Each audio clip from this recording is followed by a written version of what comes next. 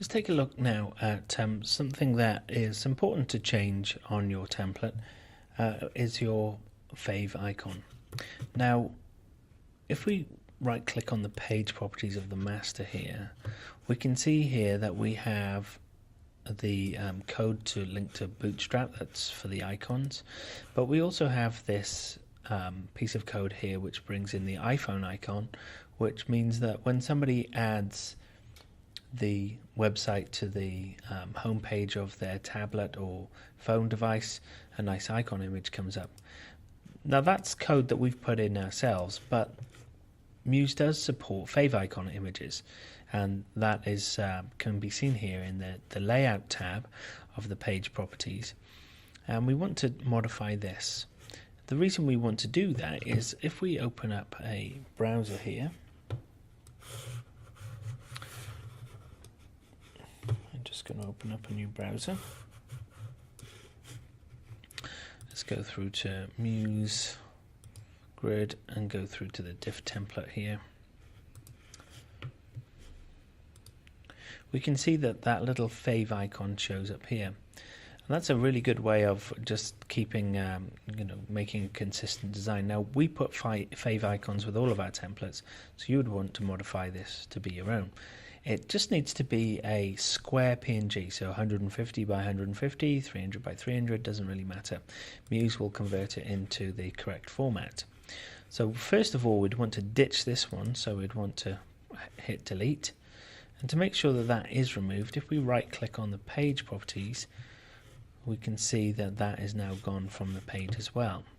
And then to load up a new one, we'd want to do this in the master so that it applies to all pages that are included. This is only one page, but we'd still want to change that. So we're going to go through to our museGrid templates here. Let's choose one for last week's template. So we can see our Fave icon here. Click OK, click Open, and we can see that now that's now been generated. And if we click on our page properties here, we can see that that has now been applied. We'd want to do that in the other versions of the site as well, so in the mobile version. So page properties, I'm going to trash that one and open up a new one. And we can see now if I right click on the page properties here, that icon is changed. So it's quite a useful little addition to make sure that your site really does have all of the different parts modified out from our original template. Let's just take a look at how we get the iPhone icon online as well. So when we were looking at the code here, we could see that this links to, it's looking for an asset called assets iPhone_icon. And we've put that there because when you upload a file with Muse up to your site, if you use the file uploader, let's open up a page here, and then click on File. We see the Add Files for Upload here. It's just grayed out while that's loading up. Let's do Add Files for Upload. And when it uploads, it'll upload any of those files into something called the Assets folder. So that's why we've already predefined where that's going to go.